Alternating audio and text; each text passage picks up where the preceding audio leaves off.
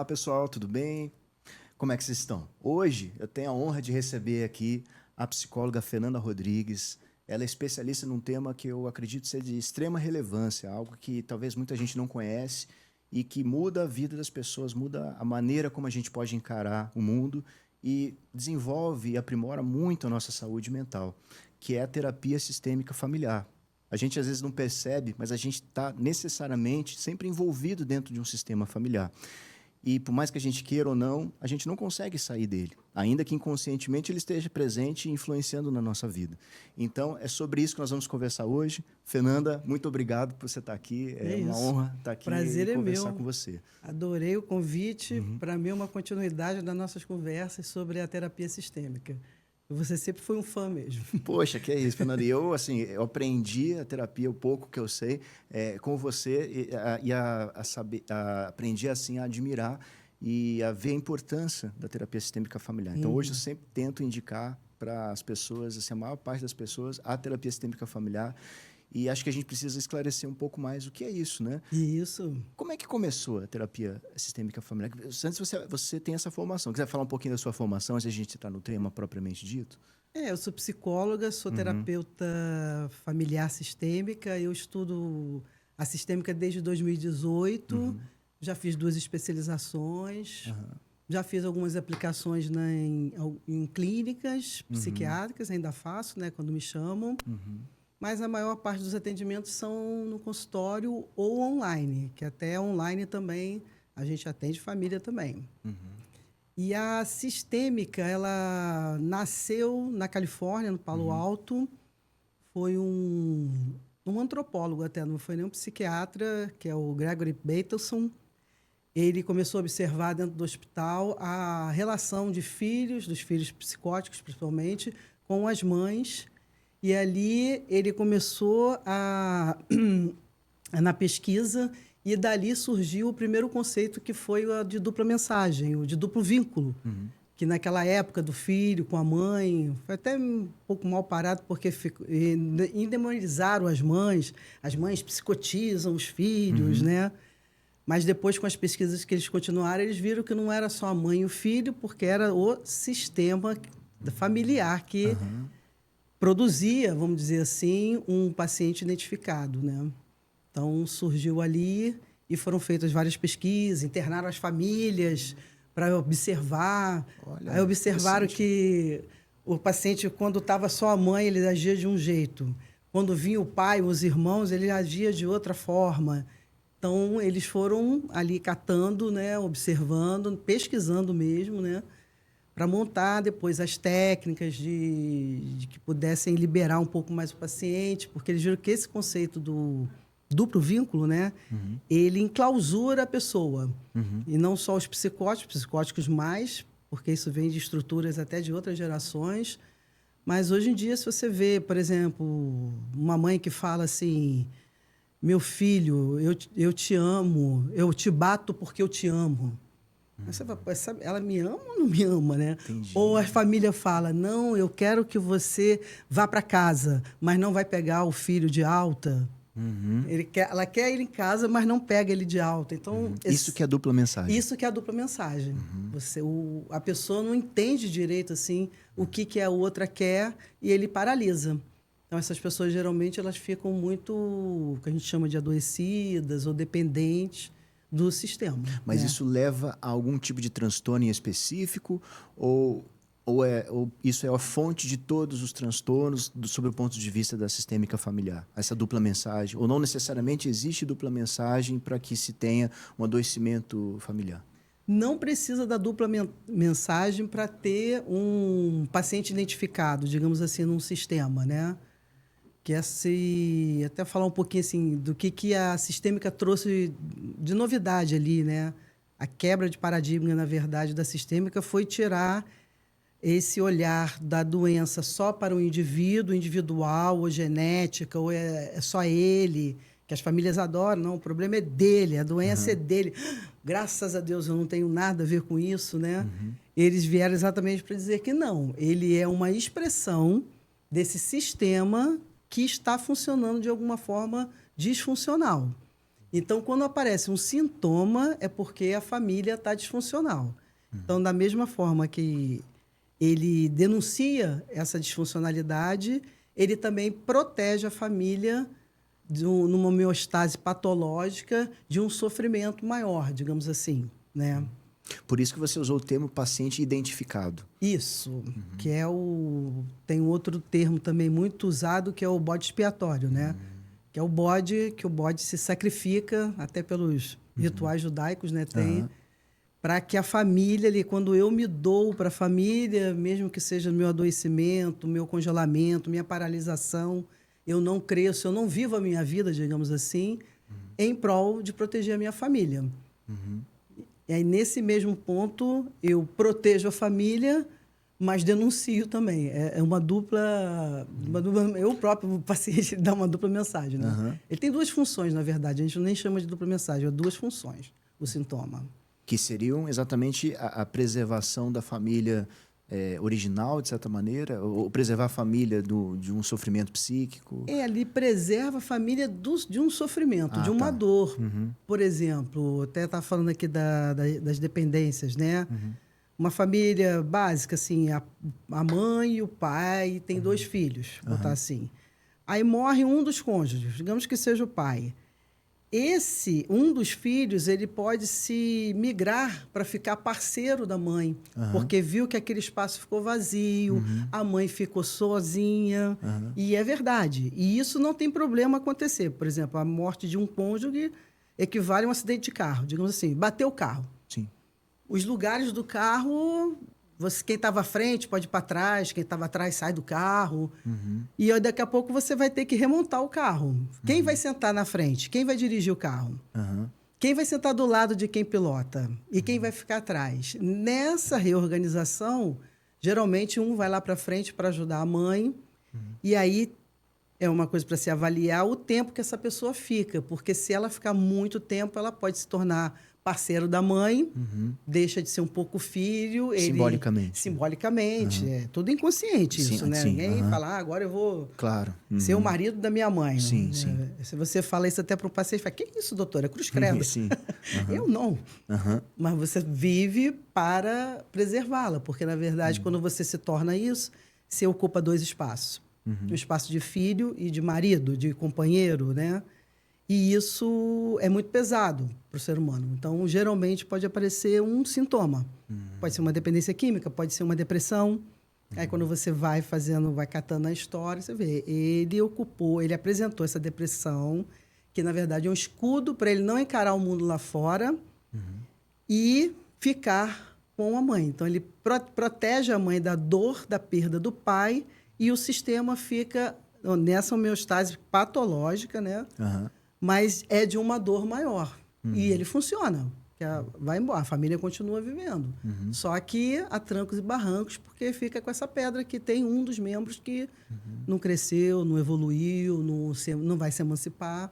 Até pegando, então, um exemplo, né, como a gente falou nesse caso, né? Então, um casal, o cônjuge faleceu, e aí 2 filhos, um deles, por acaso, né, acabou assumindo o lugar do pai, inconscientemente, né, nessa dinâmica familiar, com uma maneira ali, talvez temporária, de proteger o sofrimento da mãe e garantir a harmonia, a homeostase familiar, né? Isso. Até um primeiro momento seria normal, isso.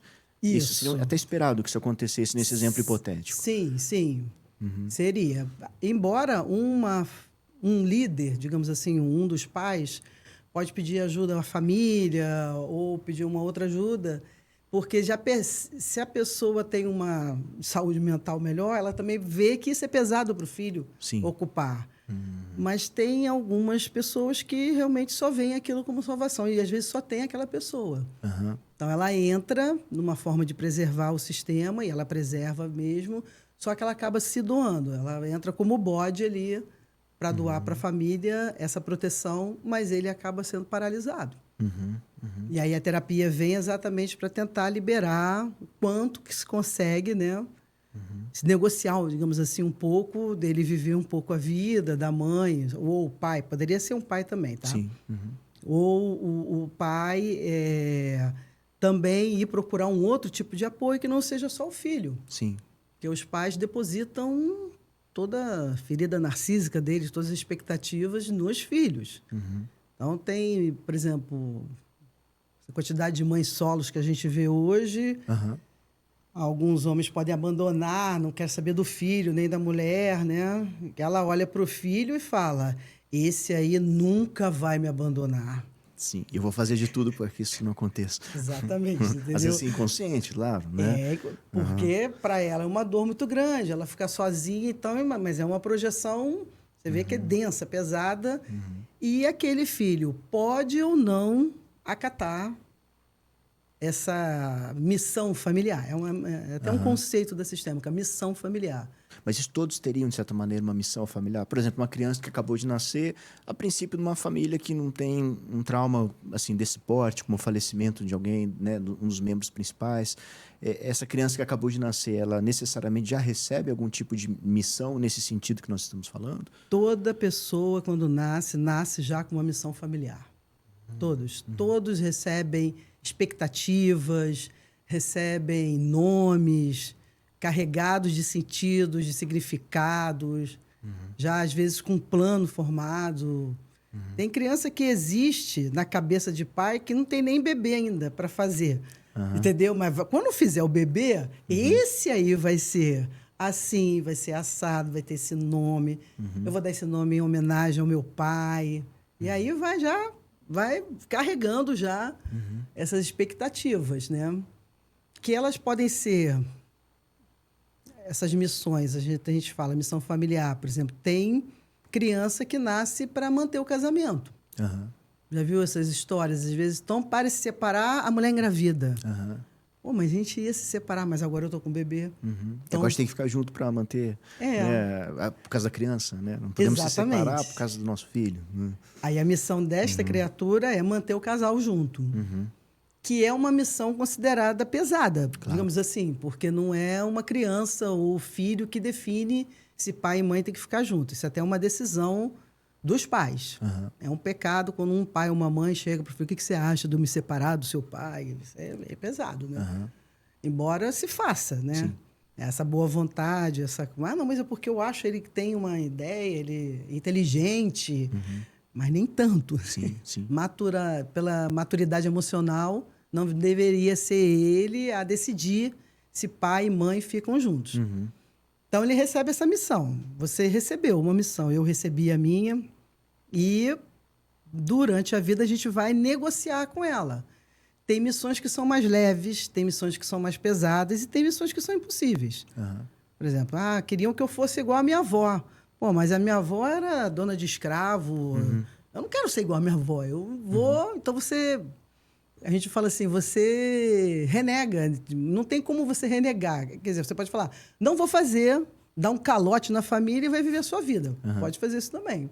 Talvez seja até o saudável nesse exemplo que você deu. Exatamente. É saudável cada vez mais que você banca essa posição eu. Isso é um outro conceito de um dos pioneiros da teoria sistêmica, que é o Murray, que ele trabalha muito a emancipação do indivíduo. Então, ele fala que a emancipação, que é essa liberação da sua família, né, está intimamente ligada na sua saúde mental.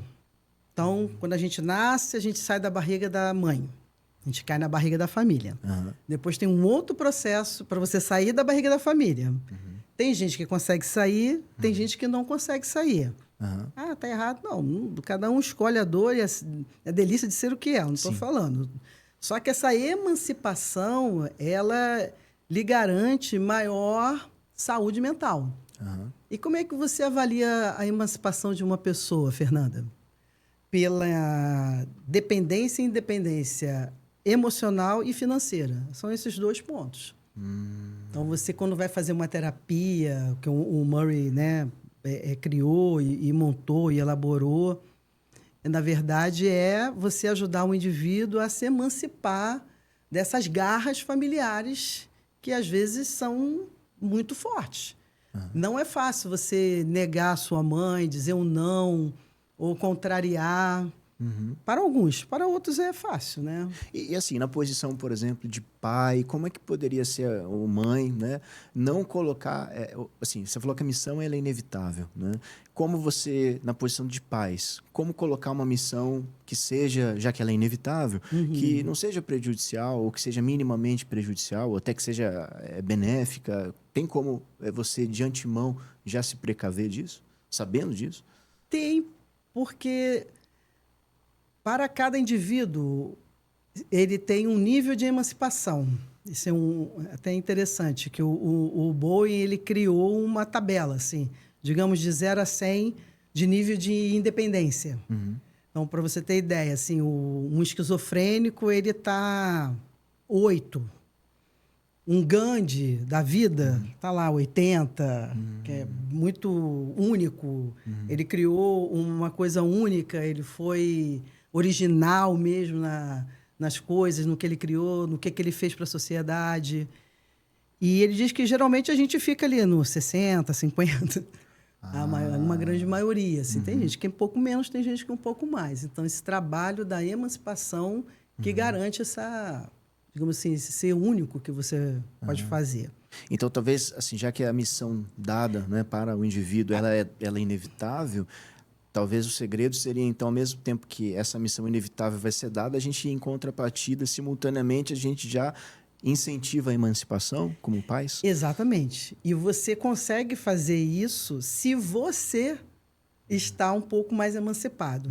Se você tem um nível de emancipação baixo, você vai ter uma ligação muito mais forte, vai projetar muito mais nos seus filhos. Isso até é fácil de entender para quem estuda psiquiatria, porque a projeção é um dos primeiros mecanismos de defesa.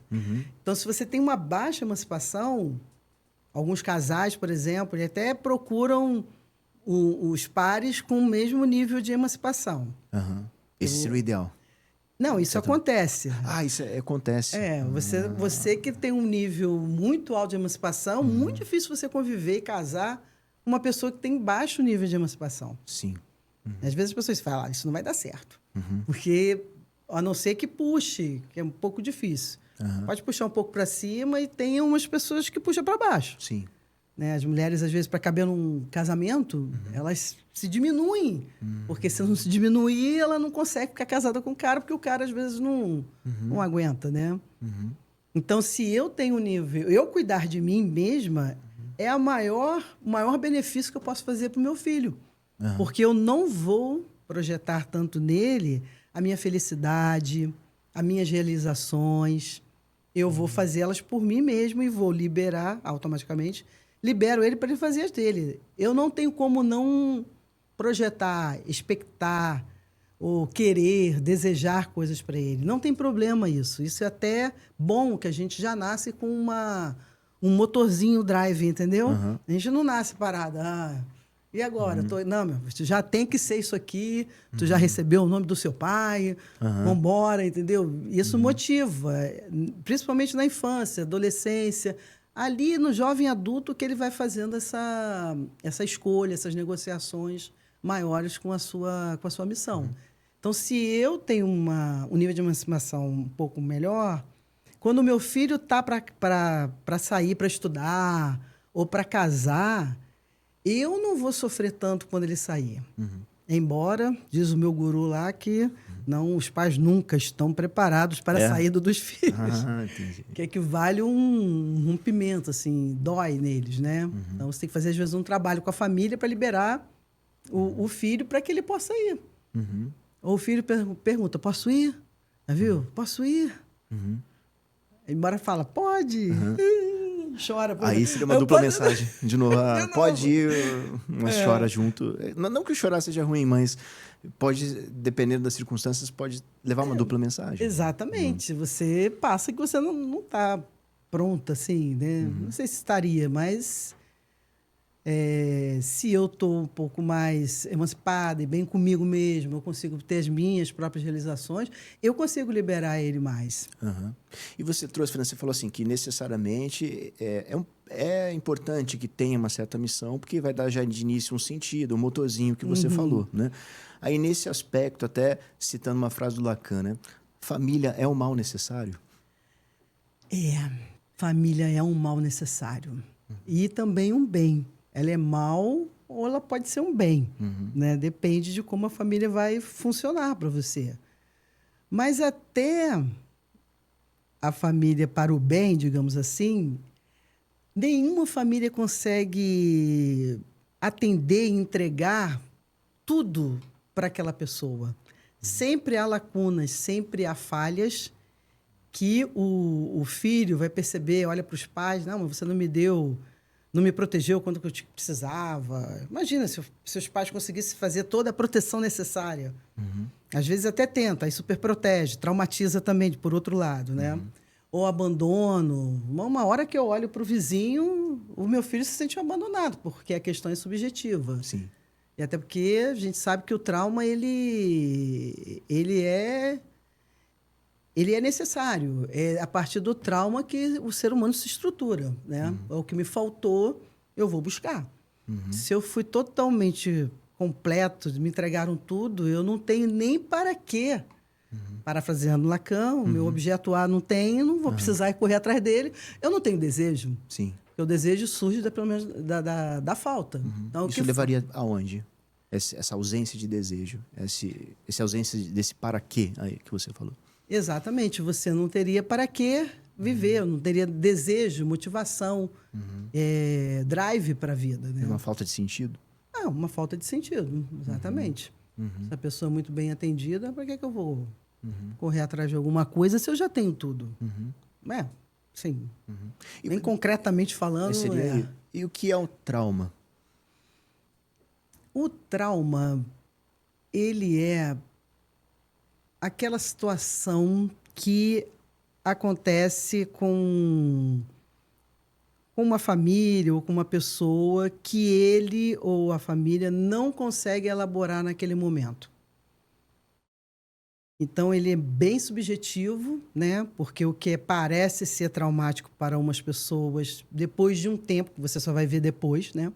Tem um segundo tempo ali do trauma, né? Você vê que famílias ou pessoas, de alguma forma, conseguiram lidar e seguiram a vida. E tem para algumas pessoas que acontece uma coisa, para você, a gente pode julgar banal, e aquilo cai como uma paralisação da vida. A pessoa não consegue seguir a partir dali. Aquilo ali cria um obstáculo, né? Isso que é o trauma. É alguma coisa que aconteceu que eu não consegui elaborar naquele momento, né? Que às vezes pode ser trauma para um, mas pode não ser trauma para outro. Depende do contexto que a pessoa tem inserido, da maneira como ela enxerga a situação que ela viveu e a capacidade de elaborar, como você disse. Principalmente como ela vivenciou. Porque se a gente fala de trauma, geralmente são... Eu estou pensando aqui numa infância, né? Porque assim, a infância não é muito pensada. Ela é vivida, ela é vivenciada. As crianças sentem, né? Elas não pensam. Mas o que a gente fala, as crianças são ótimas observadoras, mas são péssimas opinadoras, porque não tem capacidade mental para opinar. Mas elas vivenciam tudo, está lá tudo lá dentro. Então, às vezes, as pessoas falam, pô, mas eu não me lembro e tal. O pessoal até que estuda trauma fala, você não lembra, mas o seu corpo lembra. Entendi. Entendeu? Seria um impacto mais afetivo do que minêmico, assim. Isso. Não tem um conteúdo de memória, mas tem um conteúdo afetivo que não necessariamente está relacionado ali a uma questão de um conteúdo da memória, um conteúdo discursivo, de certa maneira. Exatamente. Mas que se tem hoje em tipo de terapia, tem pessoas que estudam só isso, como pegar esse fio até pelo corpo para você liberar esse trauma. Porque aí você vai lá e elabora, você faz uma... Na sistêmica, o que a gente faz? A gente chama muito de... os conceitos de acidentes. Acidentes naturais da vida e acidentes não naturais. Que toda família, ela passa... Tem um ciclo vital da família.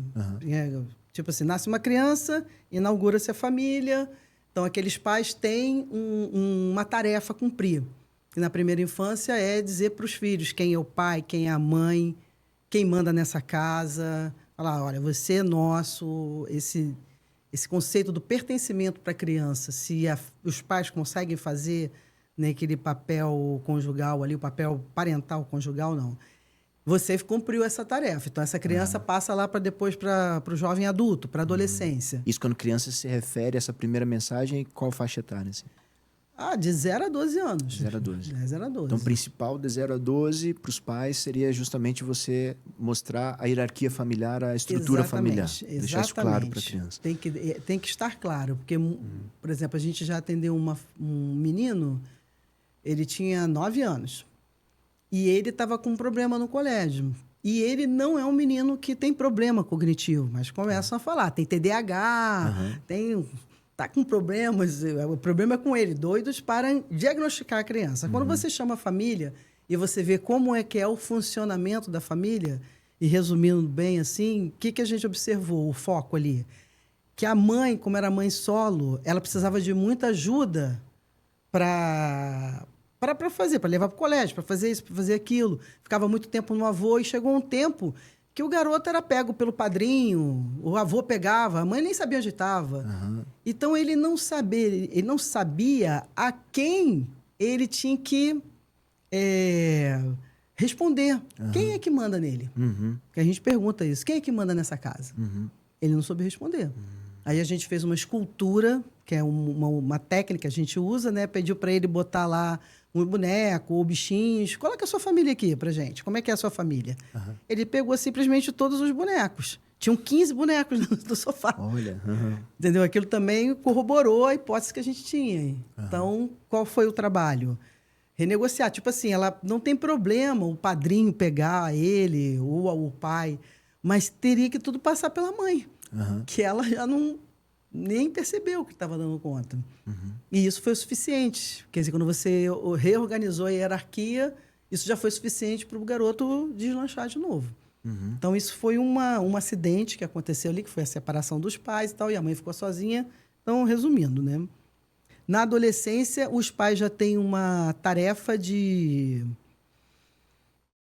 trabalhar... não é trabalhar, é você orientar. Que a adolescência você já não manda, você negocia, né? Você libera algumas coisas, ou nem todas. Isso é o saudável. Isso é o saudável. Eu estou falando das tarefas. Sim. Família que não cumprir a tarefa não passa de fase. Entendi. Né? É um videogame. Se não cumprir, é capaz até para um adolescente paralisar e não ir virar adulto, porque naquela fase não foi bem feita essa orientação, que na verdade é orientação em relação aos estudos, que no fundo é a vida profissional, que os pais têm aquele dever ali de manter, de olhar, de estimular, e também da questão de namoro, a vida afetiva, a vida sexual, não a sexual mesmo, assim, você precisa manter com quem você está namorando, quem é, se está namorando também, se não está, por quê. Então, os pais ainda ocupam um pedaço meio controlador ali e deve se manter, sim, que essa é a tarefa, né? Que com isso você ajuda o adolescente a gente fala que a fazer o lançamento para a vida. Se ele vai, isso foi bem feito. Então, ele foi. Não sei se você ouviu falar, pessoas que fazem 3 faculdades e não se formam em nenhuma. Sim. Isso É um sintoma. É um sintoma. De quê?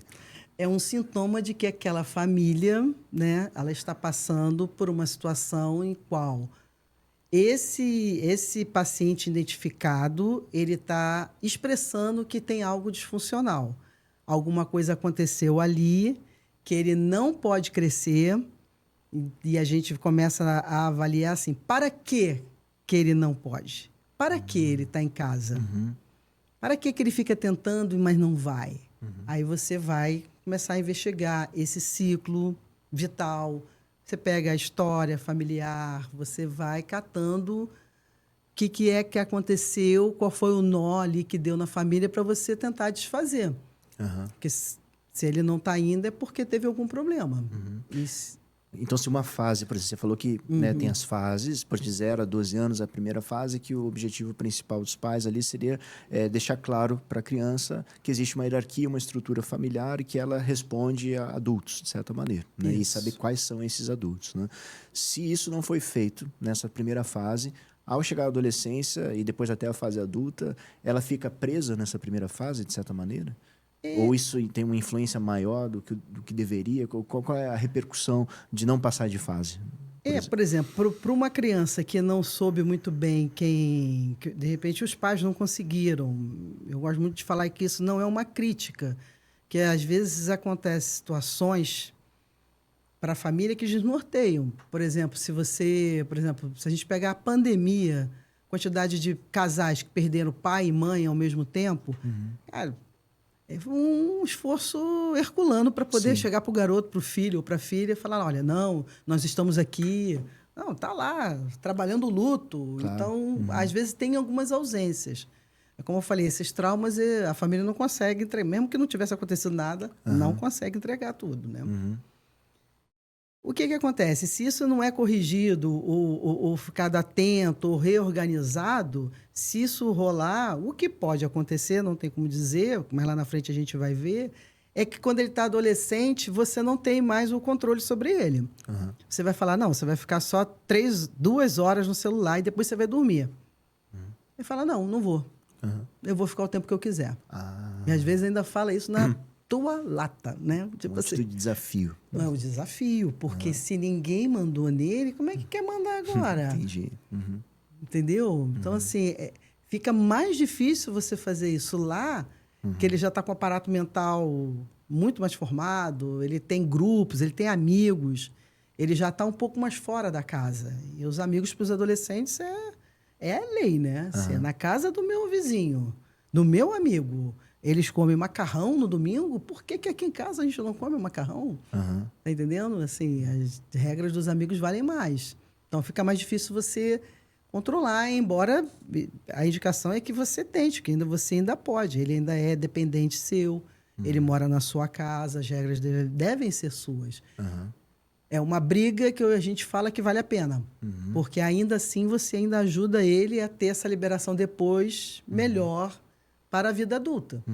Porque se você deixar correr, o primeiro chefe que ele pegar e falar alguma coisa para ele fala, quem é você para falar isso para mim?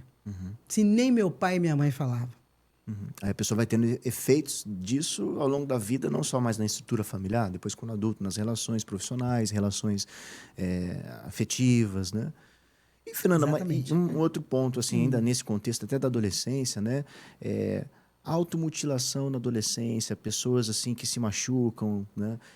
Qual é a explicação assim da terapia sistêmica familiar para as pessoas que causam, adolescentes que causam lesões em si mesmo? Qual é a explicação da terapia sistêmica familiar? Olha, geralmente os que se automutilam têm até esse diagnóstico de border, né? Esses adolescentes que se mutilam, até do suicídio, a gente entende que eles também, através desse sintoma, eles estão indicando que tem uma disfuncionalidade na família. A gente não pega o sintoma, pode ser uma bulimia, pode ser uma anorexia, é um sintoma. Claro que tem a ver com a história familiar, o corte, ou a bulimia, ou o suicídio, tem a ver, mas isso aí precisa de uma escavação melhor, assim. Mas o sintoma, ele já é o suficiente para garantir que essa pessoa está, esse adolescente, digamos assim, ele, de alguma forma, está se doando ali para proteger esse sistema familiar. E, geralmente, esses que se cortam, esses adolescentes, eles são o coração da família, que a gente chama. Os borders a gente chama de coração da família. Tudo que acontece com aquela família, ele absorve. Ele absorve para ele. Então, ele, às vezes, pode achar também que ele não merece viver, que ele não serve para viver, que ele não foi querido, não foi amado, não foi desejado. Tudo isso em prol de manter essa família. Entendeu? Então, existe, de certa maneira, um estereótipo ou um padrão, melhor dizendo assim, de família em relação ao paciente, à pessoa borderline? Qual é a origem dentro do transtorno borderline? Qual é a origem da dinâmica familiar que leva ao transtorno borderline? Olha, não tem essa característica. Tipo assim, as famílias assim, mais rígidas e tal, vão produzir um border, né? Não tem isso, porque cada família ela é única, a história é única, porque são feitas de pessoas que são únicas e cada uma também traz a sua bagagem familiar. É aquele sistema que, dentro dessas tarefas e tal, alguma coisa não foi possível ser feita que dá a criação desse paciente identificado que vem para preservar a família. Então, não é muita característica Sim. da família. É o que aconteceu. Por exemplo, eu já fiz uma terapia sistêmica, que a gente fala assim, breve, focal, que gira em torno de 9 a 12 sessões, que no caso dela foi em função da morte do pai, que o sistema familiar inteiro não fez o luto. Era pelo luto do pai que ela estava deprimindo, se cortando, não crescendo, menina super capaz e não ia. Aí quando você pega a família dela, e no caso dela ainda peguei a família do pai, peguei a avó, a irmã do... E todos eles, assim, você vê, quando você começa a conversar, já começaram a chorar. E o cara já tinha morrido, sei lá, 15 anos. Isso não tem tempo para o luto, né? E aquele choro, para mim, denunciou que tem alguma coisa que ainda não foi trabalhada, não foi elaborada, né? Então, fizemos um ritual de despedida do pai, daqueles bem feito, assim, digamos...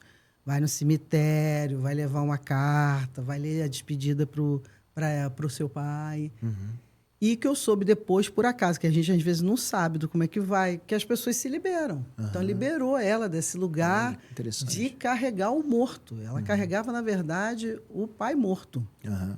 E a dor. A dor da mãe, a dor do irmão, a dor da tia. Carregava a dor de todo mundo. Aí é, no mínimo, uma depressão, né? Sim. E nesse sentido, ainda no borderline, o borderline, ele é a esponja da família? Ele é a esponja da família, exatamente. Eu já tinha usado esse termo? Não. Você, então, não, é a esponja da família. É o coração, ele é a esponja. Ele é... Às vezes ele chega, você até pode falar para ele, muito parabéns para você. Você conseguiu trazer toda a sua família para terapia. Que isso é outra coisa legal da terapia sistêmica, né? Que antes... Por exemplo, uma terapia individual, você atende, às vezes, o mais motivado, que está afim. O que estava precisando mesmo, ele não vem. Então, a sistêmica não tem essa, porque vem todo mundo. Então, você vai atender quem precisa também, entendeu? Sim, sim. Isso é diferente. Porque o adoecimento é do sistema. É do sistema. E aí uma das pessoas absorve esse adoecimento e vira o porta-voz, de certa maneira. Porta-voz, exatamente, isso aí. Então, você pode agradecer porque a sistêmica tem basicamente 4 modelos, né? Tem um modelo do Bowie, que é dessa emancipação, é até o último, né? Tem o Salvador Minuti, que trabalha muito essa questão da hierarquia. Ele trabalhou com crianças e adolescentes em situações de vulnerabilidade, tipo estudo de comportamento mesmo. Ele chamava a família, organizava a hierarquia, rapidamente aquela criança já largava o sintoma. Então, ele ficou muito com esse lugar da hierarquia, que é o modelo estrutural. E tem um modelo que é o estratégico, que se trabalha muito com essas tarefas muito paradoxais. E uma dessas características é você positivar o sintoma. Poxa, mas que bom que você veio. Está se cortando, né? Assim, todo mundo para o que está fazendo para olhar para você. O que será que você está escondendo que não pode ser visto nessa família? Como se fosse uma cortina de fumaça, de certa maneira. Exatamente. Isso você já pode começar fazendo logo, para rodar logo o bode. Aí isso é uma coisa interessante, né? A terapia, porque assim, você não vai... A família não vai passar um túnel e vai ser uma outra família, vai ser aquela família. Sim. No entanto, você espera que ela aprenda ela própria a lidar com os outros acidentes que vão vir pela vida, né? Se ela conseguir aprender ali, às vezes, ela própria consegue já lidar. E, às vezes, no meio de uma terapia, às vezes, numa primeira ou segunda sessão, você já mudou o bode, você já viu que não é ele, que o problema está na mãe também, né? Então, você já alivia um pouco do bode. Às vezes, só isso já é o suficiente para parar de se cortar e tal. Porque aí você está cuidando da mãe, que era o que ela queria. Só que de uma maneira, assim, equivocada, né? Que trouxe prejuízo para ela própria. Exatamente. Que é como ela conseguiu, né, fazer. E, Fernanda, foi uma pergunta que tomar todo cuidado, né? Porque a gente sabe que também os transtornos mentais eles são multifatoriais, né? Nós estamos aqui trazendo um olhar da terapia sistêmica familiar, mas a gente sabe que tem a contribuição genética, né? A contribuição também de eventos assim que a pessoa vivencia ou de situações que alteram o organismo, o modo de funcionamento do organismo. Sim. Então, assim, é importante pontuar que, assim, pelo menos no meu entendimento, o transtorno mental ele é multifatorial, né? E é super importante dentro dessa variedade de fatores o olhar sistêmico, né? Feito esse preâmbulo, né? O transtorno espectro autista, tem alguma explicação assim do ponto de vista sistêmico familiar? Tem algo que pode ser feito? Eu sei que isso se entende, né, hoje como transtorno neurodesenvolvimento, né? Tem uma questão mais neurológica até do que psiquiátrica, né? Sim. Mas tendo espaço aqui para discussão e trazendo um olhar assim sem culpabilizar ninguém, sem nada, porque não é assim tão simples, né? Mas trazendo esse olhar assim, você tem algo a dizer sobre isso? Tem alguém da sistêmica familiar pensou a relação do autismo com a família? Olha, nunca, assim, até eu nunca tratei, nem vi das especializações que eu vi, alguma família sendo tratada que tivesse algum autista, né? Mas eu já participei de discussões de casos em que tinha e que a visão é assim, ele está ali para cumprir uma missão, né? É essa, não importa, até importa que eu estou falando assim, tudo tem a ver com a história, né? Ninguém pega o trem da França se não for francês, digamos assim, entendeu? E para entender isso, eu percebi que isso precisa ser um pouco mais aprofundado da história. Mas ele está para cumprir uma missão. Ele está para fazer um papel ali de o que é, a gente tem que ouvir, Entendi. escavar a história familiar. Mas é para cumprir uma missão também. Entendi. Muitas vezes até manter o casal juntos, entendeu? É nisso que a gente trabalha. Tanto o autismo, como às vezes doenças físicas também. Por exemplo, alguém quebrou uma perna. Por que a perna quebrou ali naquela hora? Pode parecer maluquice isso, mas a gente vai procurar um sentido de por que foi naquela hora. Ou problemas, por exemplo, às vezes vem uma criança do nada diabética. Por quê? Ou para que essa diabetes apareceu ali? Então, você vai fazendo esse movimento para ajudar a família a entender que está carregando um peso ali, né? Sim. Claro, reforço, claro que não estamos culpabilizando ninguém, responsabilizando, porque você tem que sempre deixar isso muito claro, né? Até porque acho que faz algum sentido, até do ponto de vista genético, por incrível que pareça, porque existe a epigenética, né? A gente sabe que questões comportamentais, ambientais, elas podem desencadear e ativar determinados genes, né? Isso se chama, dentro da terapia genética, a chamada epigenética. Sim. Então, pode ser que seja um outro fator, não um fator exclusivo e determinante, né, como adoecimento físico, orgânico, né, como a diabetes, o autismo, mas pode haver ali uma correlação da epigenética despertando, ligando alguns genes que podem, né, desenvolver isso. E o barato da sistêmica, até dentro desses casos, é o seguinte: essa pessoa, por exemplo, de um autista, né? Quando você trabalha a família, você vai trabalhar ela para tirar o máximo desse autista. Não vai deixar ele ficar nesse lugar de bode, de paciente identificado, entendeu? Ele tem autismo, pronto, acabou, não tem mais o que se fazer. Que se você consegue mobilizar a família, eu diria assim que é um bom prognóstico, até onde que esse autista pode ir. Sim. E isso depende da família.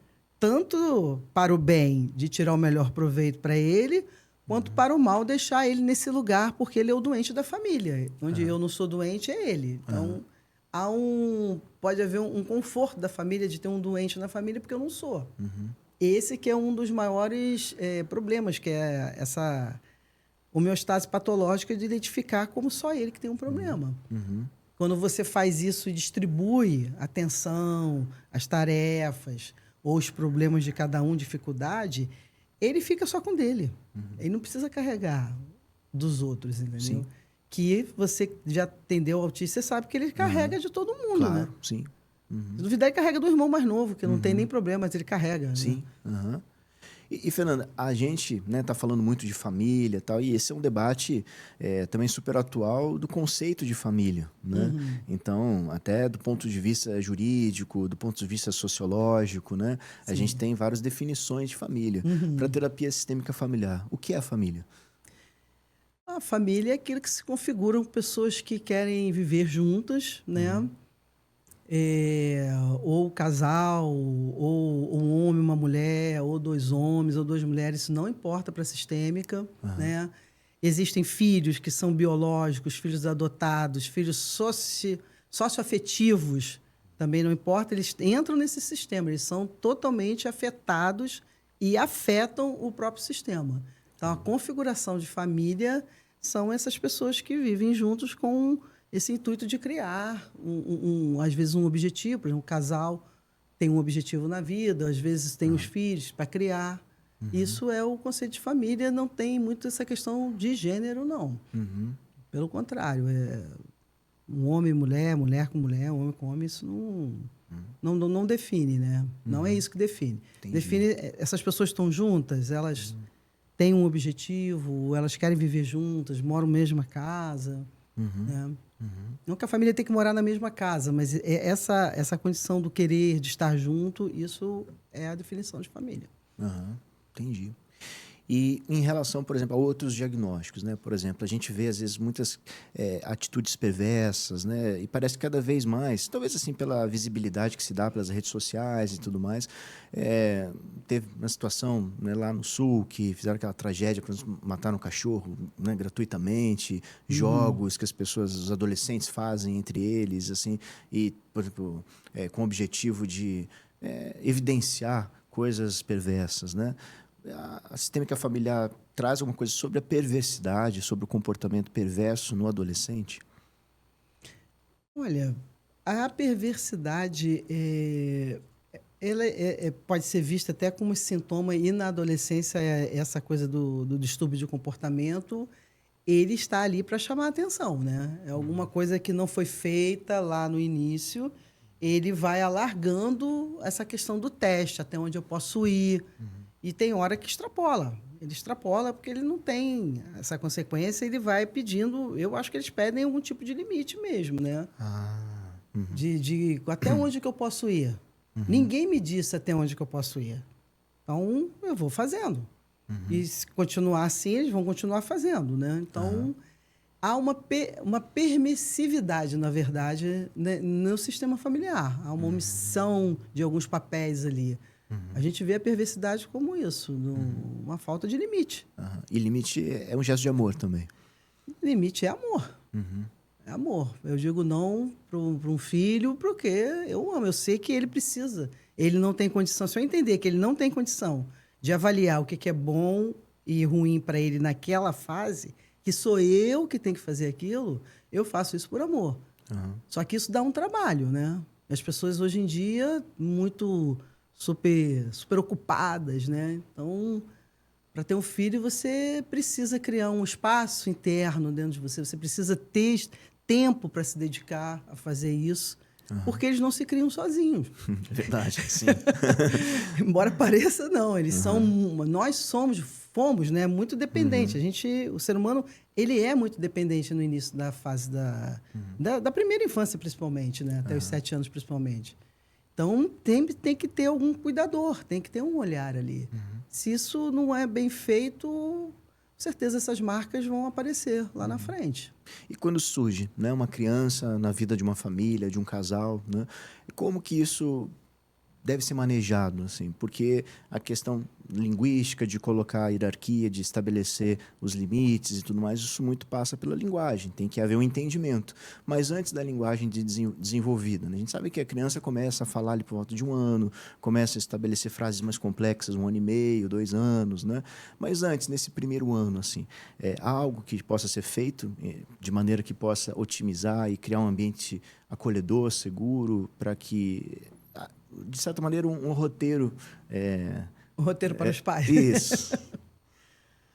Olha, eu sei que, assim, eu não sou muito especializada nessa questão até parental, assim, embora a gente faz orientação parental para as famílias, né? Sim. A gente faz também, porque faz parte. Uhum. Pode chegar para uns pais e falar, olha, a criança está sem rotina. Uhum. Eu acho que a rotina é uma coisa essencial para bebê, para as crianças pequenas.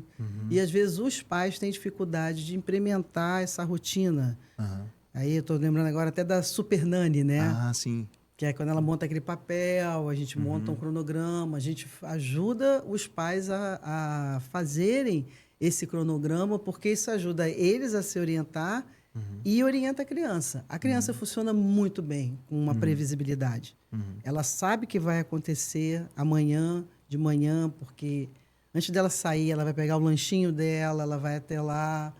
Ela, daqui a pouco, ela colabora com a rotina. Ela não fica peitando cada hora que você vai fazer uma coisa, né? Então, assim, esse tempo que você cria, depois ele vai te dar mais tempo, porque a criança acaba colaborando.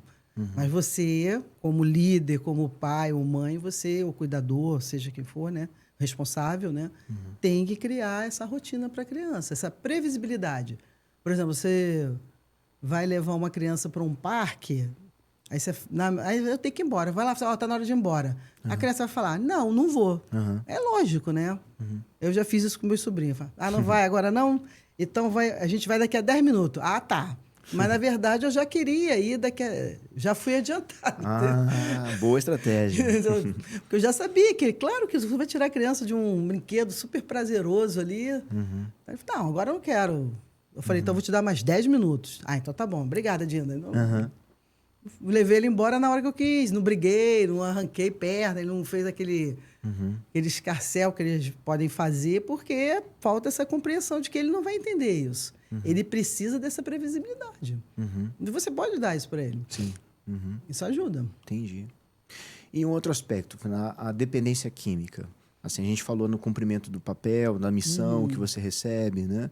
Assim, e parece que cada situação e cada sintoma tem que ser inserido dentro de um contexto, dentro de uma análise, né? Sim.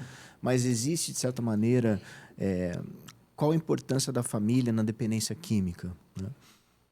A família é a importância para o dependente. Esse nome dependência química até, né, já entrega, né? Porque Verdade. eu sempre falei, o dependente químico, ele não é só dependente de um químico, ele é dependente da família. Se ele é dependente emocional e financeiro, que são os dois pontos que a gente, quando vai trabalhar essa emancipação, aí você fala, como esse ser humano está emancipado ou não está? Você vai ver a independência dele emocional e financeira. Às vezes consegue um, às vezes não consegue o outro. Enfim, mas geralmente um caminha com o outro, né? O dependente químico, geralmente, ele não tem nenhum dos dois, porque ele ainda está, digamos, na barriga da família. Ele ainda não saiu. Não se emancipou. Ele não se emancipou. E ele, por ser o bode ali da família, com certeza algum acidente aconteceu com essa família que eles não conseguiram lidar, e aí é sem crítica mesmo. Sim. Né? Existe até alguns textos que falam muito da associação da dependência química, algum luto na família que não foi elaborado, não foi tratado, não foi superado. Superado não existe, hoje em dia a gente nem fala superado. Mas, assim, organizado, né? É um luto que não pôde ser vivido por N questões, que aí tem que ver o que aconteceu com aquela família, né? Geralmente, um dos papéis que o dependente químico faz é ocupar o lugar do morto. E quando eu ocupo o lugar do morto, tipo aquela borda que eu falei, isso se torna muito pesado. E quando se torna pesado, eu posso fazer uma depressão, e quando eu uso a substância, ela me alivia, ela me amortece a minha dor. Há uma função da droga para mim. Para que eu uso? Para que eu bebo? Para afogar minhas mágoas. Isso aí todo mundo já sabe. Mas quais mágoas? Pois é, quais mágoas? Da onde? De onde vieram essas mágoas? Exatamente. Você está bebendo em nome de quem? Né? Entendeu? E mesma coisa com as outras substâncias que tiram você do seu centro, que tiram você da dor. Para mim é isso.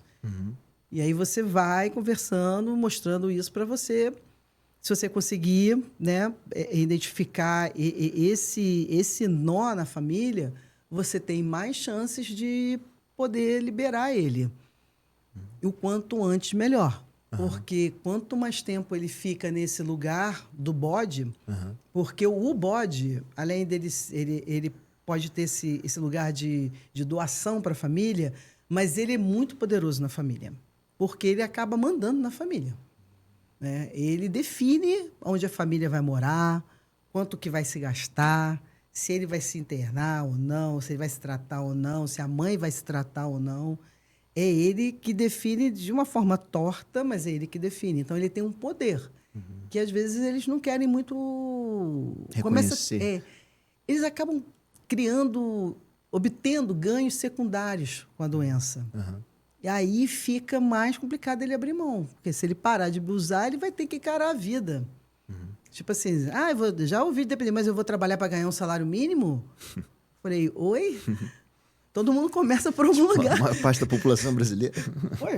Começa por algum lugar, né? Você nunca ganhou dinheiro nenhum. Você já teve a experiência de ganhar um dinheiro seu? Né? Às vezes é difícil, porque ele ganha da família R$ 2.500 por mês para usar droga. Escondido, né? A família é o maior fornecedor dele. Não é que deu dinheiro para a droga, mas paga tudo para ele. Te pago essa conta aqui, te pago o teu aluguel, te pago a pensão do teu filho e tal. Agora, em vez da pessoa usar o dinheiro que possivelmente teria para arcar com esses custos, ela usa droga. Exatamente. Então, quer dizer, há esse pacto, há um pacto, né? Assim, para mantermos a nossa família, você fica nesse lugar e eu mantenho você. E, geralmente, esse pacto é tão forte, porque o acidente deve ter sido muito grave, um acidente familiar que eu estou falando, né? Que, assim, eles chegam a se fusionar. Você pode ver que é difícil você ver um familiar, como é que fala? Confrontando o seu dependente. Ele não confronta, porque eles estão tão fusionados emocionalmente, abraçados, que ele acha que se ele confrontar, o medo da família é de perder ele, de perder o vínculo, de perder a relação e, às vezes, até morrer. Então, eles ficam mantendo aquilo. Né? Uma das orientações que a gente fala assim, você vai ter que ensinar eles a agirem, a família, sem emoção. Porque se entrar emoção, meu amigo, não... Então, a gente fala assim, ele chegou drogado, ele chegou alterado, sai de casa. Não é para falar nem sim, nem não, nem para onde é que vai, porque isso não requer pensamento, só sai de casa. E isso, às vezes, dá certo, que eu já ouvi o dependente falar para mim, pô, cheguei em casa, minha mãe não estava lá. Eu falei, sua mãe não pode sair de casa. Mas por quê? Ele queria ela em casa, porque ele queria mais dinheiro para continuar usando. Porque só o fato dela não estar lá, ela já quebrou esse ciclo. Já é uma mensagem, né? Já é uma mensagem. E falando, mudando o assunto e caminhando para o final, Fernanda, e a parte financeira? Porque tem um livro, né, do Moisés, né, Moisés Grossman, que é um dos precursores aqui mais estudiosos, um dos seus professores também, né? Meu guru é ele. Ele é meu então, guru. Aí eu falo assim, minha família é meu dinheiro, Isso, não é? Minha família é meu dinheiro. E eu já vi, dentro desse assunto, né, a gente, até acho que um caso que a gente viu juntos uma vez, um paciente que ele chegava, conquistava, né, e aí ele tinha uma boa ascensão financeira e de repente ele botava tudo a perder. Aí depois ele se recuperava, tal, chegava de novo e aí perdia tudo de novo, né? Assim, como que a família, ela, assim, sem entrar na questão que tudo tem várias variáveis, né, socioculturais, então, mas olhando pelo lado sistêmico familiar, né? Qual o impacto da família na questão financeira do indivíduo? Não, totalmente ela determina isso, né? Até um dos genogramas, que é um instrumento que a gente utiliza muito na sistêmica, tem o genograma da missão, tem o genograma sexual e um dos genogramas, o genograma financeiro, que você faz um trabalho ali com aquele indivíduo de ver assim, as heranças que ele teve da forma como se lidar com o dinheiro, tá? E você faz uma investigação também do que você ouviu sobre dinheiro. O dinheiro, ele carrega muito uma lealdade invisível, que a gente fala, uma lealdade familiar, que é uma repetição. Por lealdade ao meu pai, que foi pobre, eu não posso ser rico. Porque como é que eu vou chegar em casa e falar, pai, eu tenho dinheiro, e você não? Então, se eu estou muito leal, aí é um pouco emancipado também, né?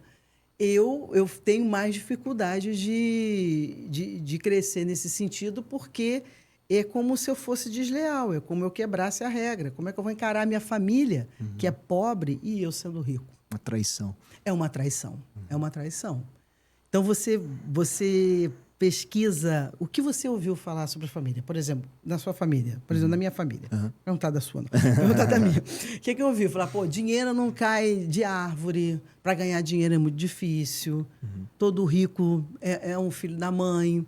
Para ficar rico assim, isso não é do nada. Então, tipo assim, cara, então para ser rico eu vou ter que ser um canalha? Eu não vou ser rica. Isso começa a criar impedimentos que você não percebe, a não ser quando você vai lá e começa a investigar de onde que vem essa escassez, né? Que vem, porque, tipo assim, esse dinheiro não dá. Ah, não, ficar rico é muito difícil, isso não é pra gente. Isso tudo são as vozes familiares que comandam a vida da gente. Então, por isso, quanto mais você sabe da sua família, mais chance você tem de não repetir. Porque você precisa lidar com isso. Porque se você não lidar com isso, isso vai comandar a tua família. Tem a frase do Jung, né? Enquanto você não sabe o que é, isso vai comandar. Você tende a repetir isso. Então, aí você traz tudo à tona do que você ouviu de dinheiro. Aí, por exemplo, você pergunta assim, quem é o rico da tua família? Tem um rico? Tem. Ele é uma boa pessoa ou não? Você admira ele? Não. Quem é que você admirou? Quem que você acha que teve sucesso na família? Aí tem algumas perguntas que você faz até pelo genograma ou até pela linha da vida, assim. Você faz uma classificação. Quem são os ricos, quem não são, quem tem sucesso, você acha, e quem você admira ou não. Pode estar ali um eixo de que você está impossibilitado, digamos assim, você não tem uma permissão para ficar rico, porque ficar rico é feio. Entendi. É uma mensagem que você acaba incorporando e repetindo. Exatamente. Né? Como a questão da comida. Né? A questão da comida, você assim... Cara, não joga comida fora, porque é pecado. Então, estão as pessoas comendo mais do que precisavam, porque aquela vozinha está lá. Caraca, eu não consigo jogar comida fora. Né? Eu não consigo. Outra coisa que falam, né, que tem muita gente passando fome no mundo. Mas, cara, eu não controlo a fome do mundo. Mas não interessa. Você fica ali com um comando ainda de que você precisa comer. Né? Então, até a questão da compulsão alimentar as compulsões têm essas vozes assim, né?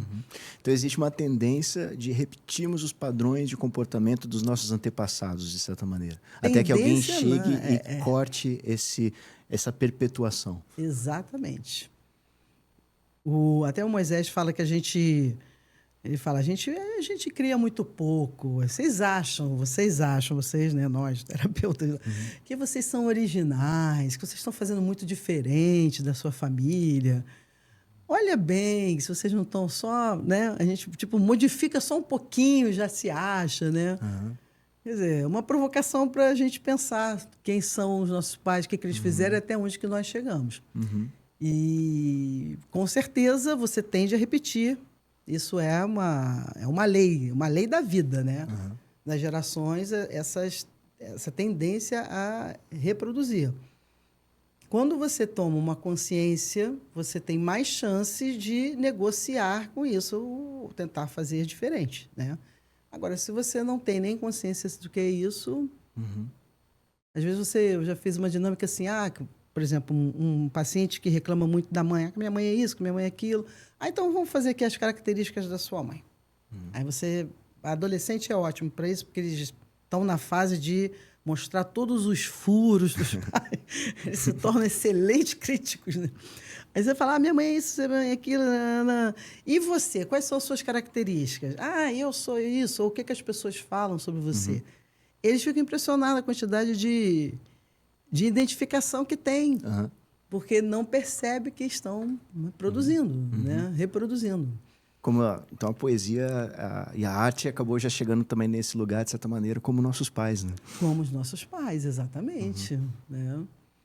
E você, com essa chance dessa percepção, você negociar, você ressignificar, E aí, é isso que eu ia falar, assim, e quanto... Porque, assim, eu consigo honrar os meus pais, né? Isso é uma posição madura, emancipada, né? Eu olhar para os meus pais e falar, caramba, eles não me deram tudo que eu queria. Nossa, mas eles já me deram tanta coisa. Foi o suficiente para eu chegar aqui e agora é comigo.